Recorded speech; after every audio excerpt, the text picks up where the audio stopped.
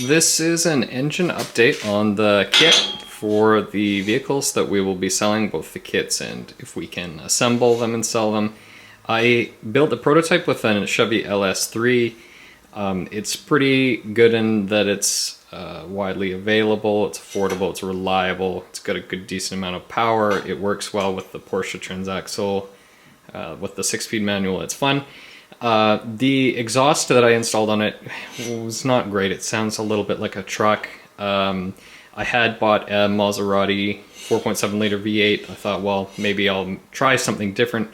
And I was listening to some exhausts with 180 degree headers on different LS engines, and they actually sound really good. I'm going to add a clip to the video so you can hear an example. We've got software in our CAD/CAM program to build, to both design to route exhaust headers using these pie cuts and then generate the G-code so we can cut them on the notcher and route them. So I think what I'm going to do is build a reference, build the kit to support the LS and LT engines. So the kit will come with the engine mounts and a custom exhaust that will fit in the bay with 180 degree headers, which is basically each of the banks of the V cylinders are routed across so that the length of tubing is equal and that the firing order to each exhaust bank is equal, so that the sound of the exhaust will be smooth and pleasant to listen to.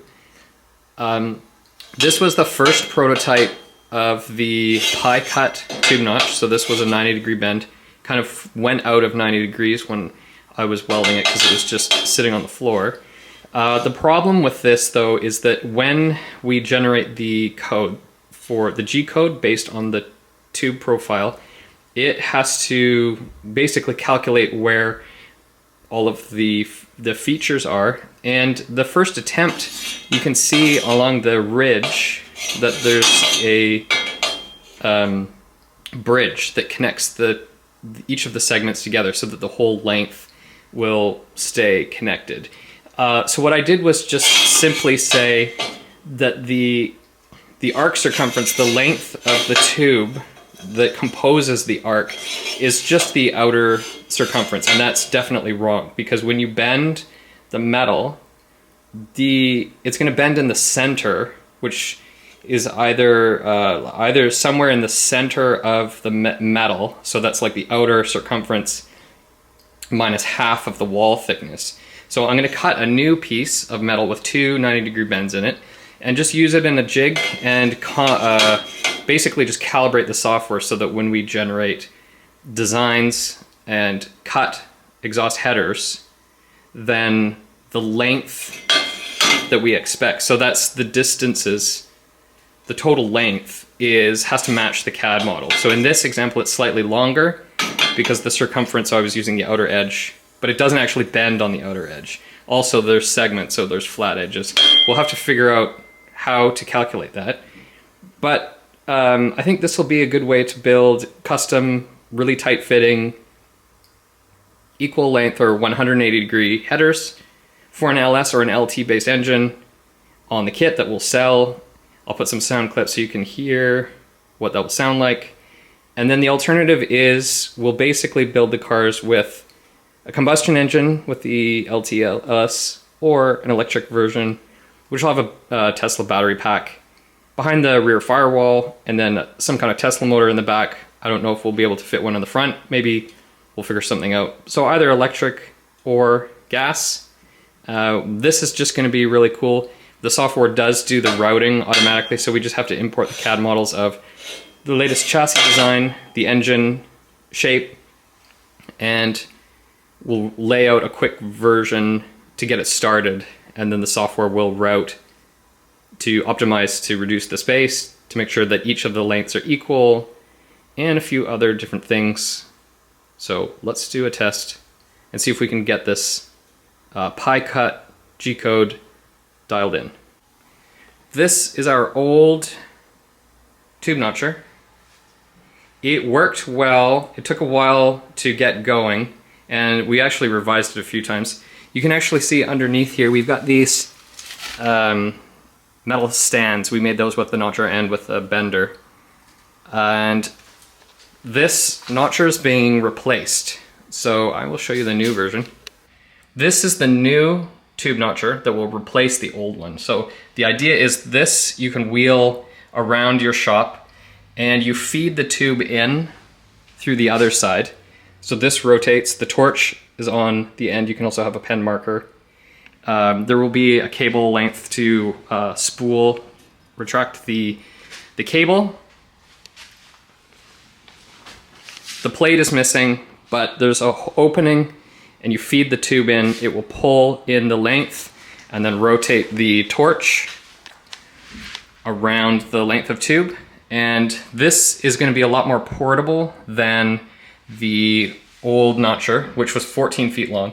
The other problem with the old notcher was that because it can only cut up to 12 feet and tubes come in 20-foot lengths, I have to do extra calculations with a project to figure out what's the most optimal way to cut the metal so that I can reduce the amount of waste. That's in the software, but it's just a pain. It's wasteful. So this new version, we will be selling them, and you can put them in your garage or your small shop. When you're not using it, you can wheel it into the corner because it's really portable, and then you can put 24-foot length tube in. I don't remember what the size capacity, it's like probably 1 inch to all the way up to like 3.5 or 4 inch. Huge tube. This could be great for cutting the exhausts with pie cuts. The pie cut tubing can have any bend radius. So a tube bender, CNC tube bender, is fixed in the bend radius, but a pie cut tube can have multiple different bend radii. Yeah, this will be a pretty sweet product. Okay, we're gonna cut this tube. This is, I think it's 064, 1 3/4 inch crew, mild steel. The exhaust will be stainless, but this is just for fitment. We've got our torch down here somewhere. Turn that guy on. All right, we've got Mach 3. I think we're ready.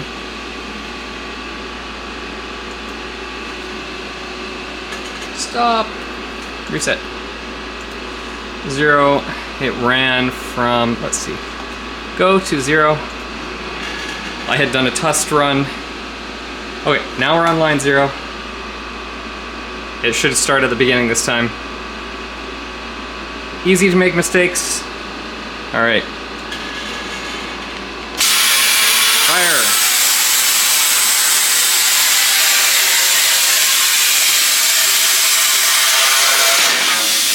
That's the end.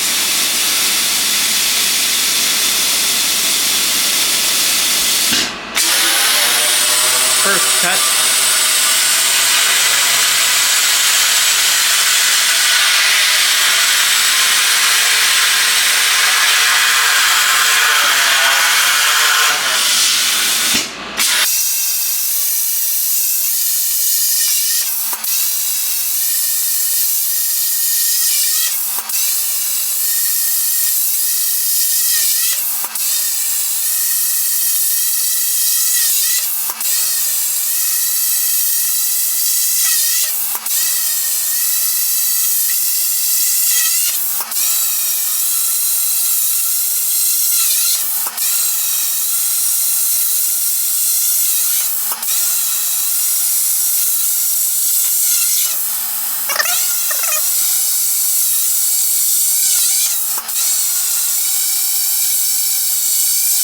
I think we've depleted the supply of compressed air. I may have to add a feature to the software that adds a pause between certain length of cutting, so that basically the duty cycle for cutting is, you can reduce it in case you don't have enough air compressor. I was just gonna say, this machine is so reliable. The only problems that really come out of this is because I generated bad G-code.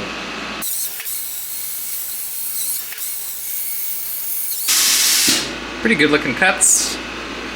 Just letting the just letting the air compressor fill up, and we'll get back to it. I think I'll add a pause between each of the pie cuts. So one of the nice things about the software that routes the exhaust is that each tube can run different bends, different angles, different lengths, different bend radii, all from one long section of tube. And then they can all be put together and they will basically bend like a slinky. And then you can tack them up and weld them. It's going to be a big welding operation, but all in all, rather than having to cut bends and fit them together, all of the work fitting segments is just so time consuming. This, at least when you're welding, it's kind of a linear workflow. You start at the beginning and you're done when you're done. At least you know what you're getting. Back at it.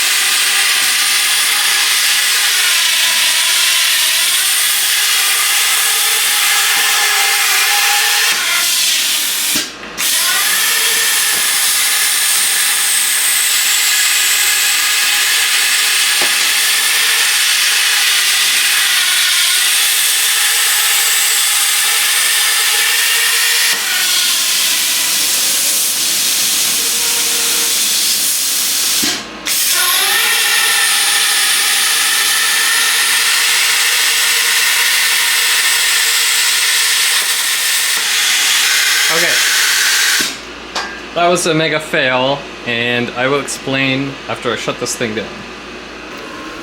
Yeah.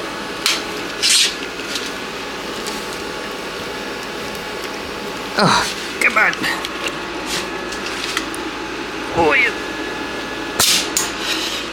So, it looks like the pie doesn't look like it went off the bearings, but something interfered, or the friction. The bridge between the pies wasn't strong enough, so the tube started twisting and I got all this weird, all the geometry is going to be totally wrong. I might just cut the ends off the first two and just take measurements from the first bend, which is not what I wanted, because I wanted the whole length, but okay. Alright, since the parts didn't come out the way that I had hoped, I was going to bend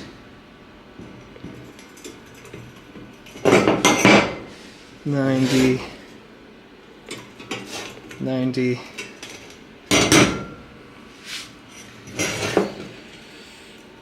although maybe it's not that bad. I only have one hand, but with this one, if I can frame them in at 90 degrees, then I can take a measurement from here to the outer wall, take that back to the CAD, and just see how it compares. But since this one isn't too bad, maybe what I'll do is frame. Okay, this isn't half bad. So this one got all mangled here, but I mean, at least I can take a measurement. This isn't great, but I can take a measurement from the height and then the width and compare that to CAD. I can see this one is bent and mangled, but at least it's close. The gap in here is not proportionately equal, and that I can adjust in software to close the gap based on the curve, the torch width. But assuming that this can be filled in with weld, we can adjust the number of segments for weld, and we just have to solve the problem of it not being able to complete long bends with lots of notches. Only a small bridge is not able to hold a long tube at the end. So I'm going to take these numbers, bring it back to the CAD, and adjust. So the way that this works is it calculates the distances between the bends. So these are segments, and it calculates the circumference length and then the distance between them based off of the outer circumference minus, I believe it's 0.92% of the wall thickness in, and then I can adjust it. And I might come up with a different method of calculating the arc circumference. So this tube, when it bends, there's metal along the outer band, and that is going to bend along a arc or a radius. And I have to calculate based on the tube diameter, the wall thickness, and this cut profile exactly where that profile is, so that the CAD model ends up to be come through in the metal correctly. That's not too bad. That's not too bad. In a video coming soon, I'm gonna show some updates on the 5-axis router. There's a lot, it's running now, and we've made a lot of progress. We've got a lot of things that we've learned. It's an old door.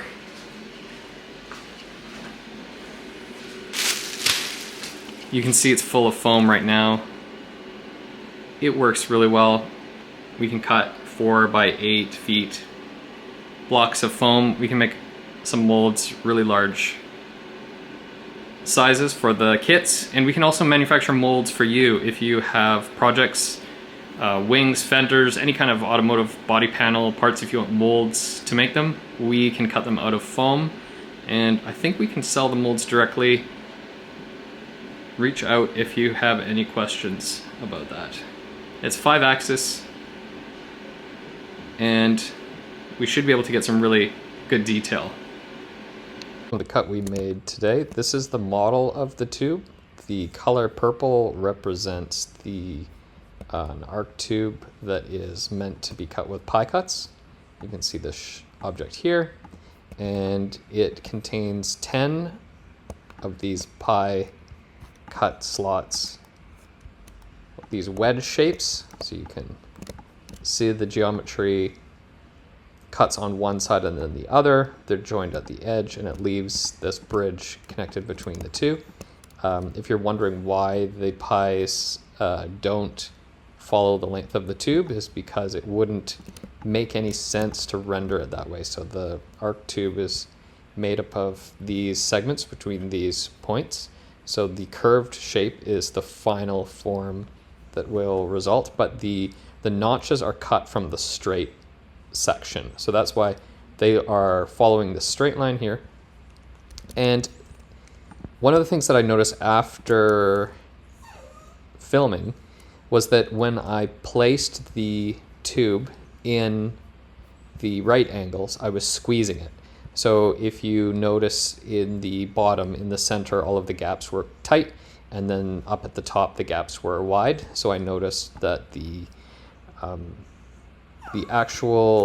part was narrow because I was squeezing it, but it was taller because our compensation factor for these shapes was the compensation factor was incorrect, and it was basically generating G-code for parts that were too long by a tiny amount. So I've updated the code to generate G-code for what should be the correct distance based on the measurements that I took today. So tomorrow I'm going to cut another piece with the new G-code and see if it measures the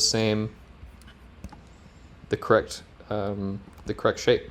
G-code for the new test part, and these are the pie cuts for the first bend, and then the second bend follows, and so the total length and all of the distances and all of the spacings look like they are correct, so they match the distance from on the CAD model.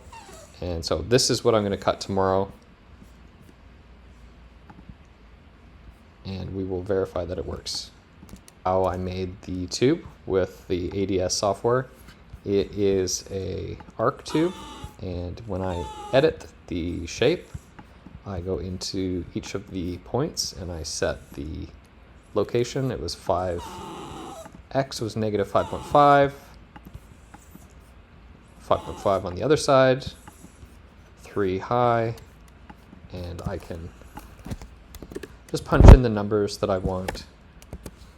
And when I click make a change, click OK, it's going to update both the end notches and the pie cuts. So if I was to change the shape in the edit mode, it's just going to show me the shape. This I was just testing, but this is the new pie cuts and ends for the modifications that I made. You can set the diameter and the wall thickness.